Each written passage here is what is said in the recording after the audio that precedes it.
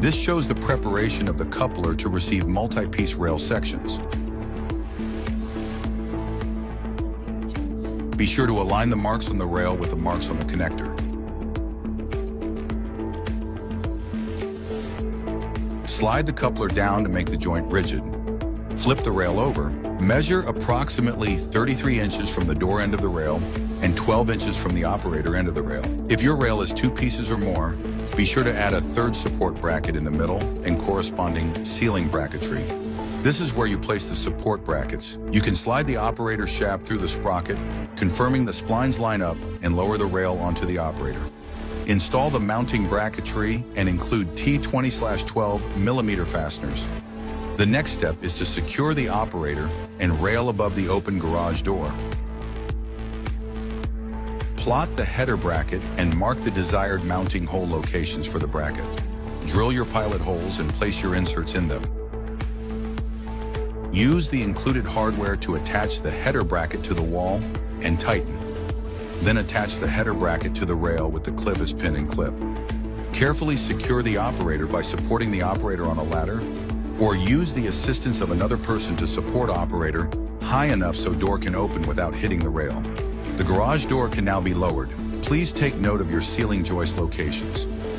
Drill pilot holes for angle iron. Start with the bracketry closest to the operator first. When your angle irons are firm and secure, bend the keeper tabs on the rail brackets. Measure 4 to 5 inches down from the top center of your door.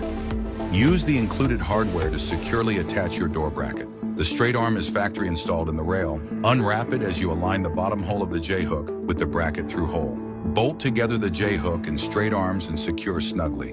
Then use a clevis pin to secure the J-arm to the door bracket. Make sure to add the retaining ring. Open the door to the open position.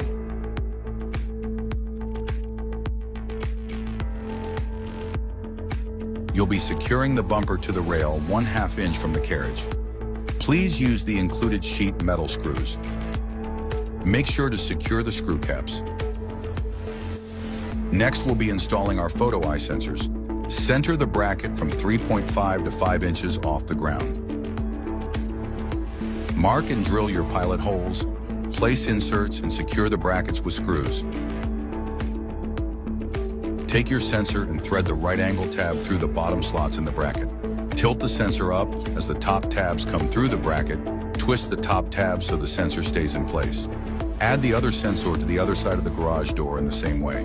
Route wires up the jamb, over the header, above the track, then secure with clips along the rail.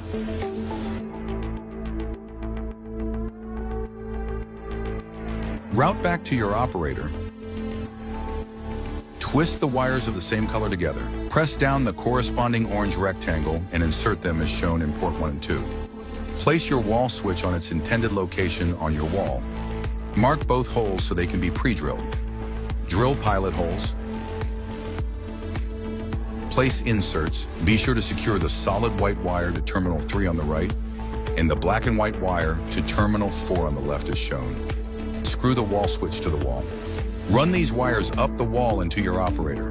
Install white wire in 3, tagged wire in 4, install your receiver, plug in your power cord, power up your operator.